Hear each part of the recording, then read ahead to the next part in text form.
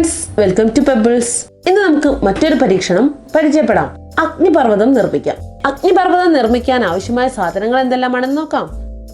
ഒരു plastic bottle, ഒരു disposable plate. ആദ്യം തന്നെ നമുക്ക് പ്ലേറ്റിൽ ബോട്ടിൽ ഉറപ്പിക്കണം. ഗ്ലൂ ഗൺ ഉപയോഗിച്ച് പ്ലേറ്റിൽ ബോട്ടിൽ ഉറപ്പിക്കുകയാണേ. ഇത് ഇളകി മാറില്ല എന്ന് നമ്മൾ ഉറപ്പുവരുത്തണം. അടുത്തതായി വേണ്ടത് ബേക്കിംഗ് സോഡ. 3 സ്പൂൺ വരെ ബേക്കിംഗ് സോഡ ആവശ്യമാണ്. അടുത്തത് ഫുഡ് ഡൈ. ഇവിടെ ഞാൻ ഉപയോഗിച്ച റെഡ് കളറാണ്. അഗ്നിപർവ്വതത്തിലെ ലാവയുടെ കളറിനോട് സാമ്യം ഉണ്ടാവാൻ വേണ്ടിയാണ് റെഡ് കളർ ഉപയോഗിച്ചത്. അടുത്തതായി വേണ്ടത് വിനാഗിരി.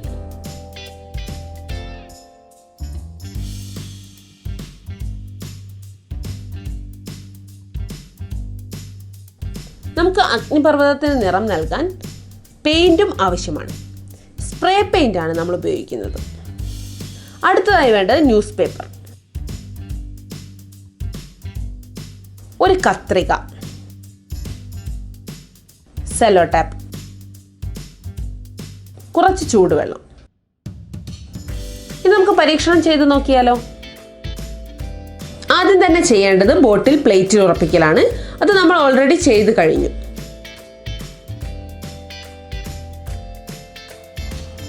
അടുത്തതായി ന്യൂസ് പേപ്പർ ബോട്ടിലിന് ചുറ്റും വെക്കലാണ്.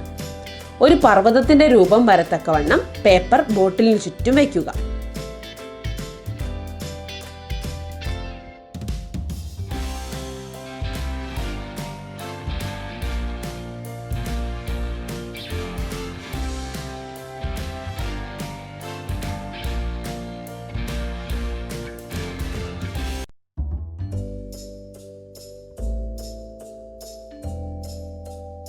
ഈ കാണുന്നത് പേപ്പർ ബോട്ടിലിന് ചുറ്റും പർവ്വതത്തിന്റെ രൂപത്തിൽ ഒട്ടിച്ചു വെച്ച് പെയിന്റ് നൽകിയതാണ്. പർവ്വതങ്ങൾ എന്നാൽ കല്ലുകൾ നിറഞ്ഞതാണ്. അതിനാൽ ബ്രൗൺ നിറമാണ് ഇവിടെ നൽകിയിരിക്കുന്നത്. അടുത്തതായി നമ്മൾ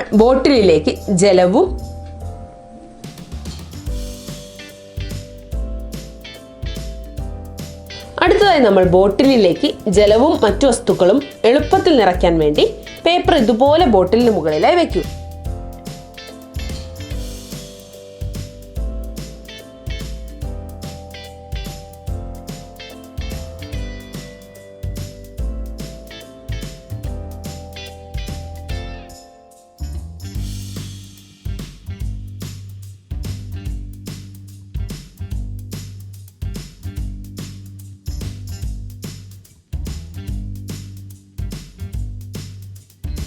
നമ്മൾ ബേക്കിംഗ് സോഡ ബോട്ടിലിലേക്ക് ഇടുക.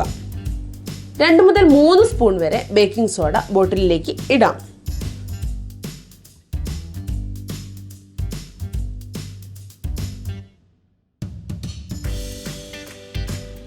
അടുത്തതായി ചൂടുവെള്ളം നിറയ്ക്കണം. ചൂടുവെള്ളത്തിൽ ഫുഡായി കൂടി ചേർക്കുന്നുണ്ട്. നമ്മളിവിടെ എടുത്തിരിക്കുന്നത് റെഡ് കളറിലുള്ള ഫുഡ് ഡൈ ആണ്. ലാവയുടെ നിറത്തോട് സാമ്യം വരുവാൻ വേണ്ടിയാണ് ഇങ്ങനെ ചെയ്യുന്നത്. ഫുഡ് ഡൈ നല്ല പോലെ ജലവുമായി മിക്സ് ചെയ്യുക. ഇപ്പോൾ നമുക്ക് റെഡ് നിറത്തിലുള്ള ജലം ലഭിച്ചു. ഇനി ഈ ജലം നമുക്ക് ബോട്ടിലിലേക്ക് നിറയ്ക്കാം.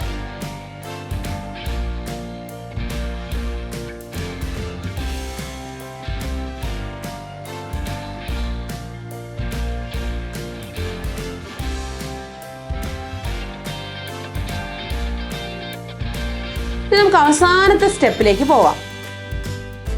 വിനാഗിരി ഇതിലേക്ക് ആഡ് ചെയ്യുകയാണ് ലാസ്റ്റ് സ്റ്റെപ്പ്. വിനാഗിരി ചേർക്കുമ്പോൾ എന്താണ് സംഭവിക്കുന്നതെന്ന് നമുക്ക് നോക്കാം. ഇപ്പോൾ നമുക്ക് ഒരു പതഞ്ഞു പൊങ്ങുന്ന ശബ്ദം കേൾക്കാം. കുറച്ച് സമയം നമുക്കൊന്ന് കാത്തു നിൽക്കാം. ഇപ്പോൾ നമുക്ക് കാണാം, ഇത് പതഞ്ഞു പൊങ്ങി അഗ്നിപർവ്വതത്തിലെ ലാവ പോലെ പുറത്തേക്ക് ഒഴുകുന്നത്. ഇവിടെ സംഭവിച്ചത് വിനാഗിരിയും ബേക്കിംഗ് സോഡയും ചേർന്നപ്പോൾ കാർബൺ ഡൈ ഓക്സൈഡ് ഉണ്ടാവുകയും അത് പുറത്തേക്ക് കുമിളകളായി വരികയും ചെയ്തതാണ്. അപ്പോൾ ഈ പരീക്ഷണം എല്ലാവരും ഒന്ന് ചെയ്തു നോക്കണം.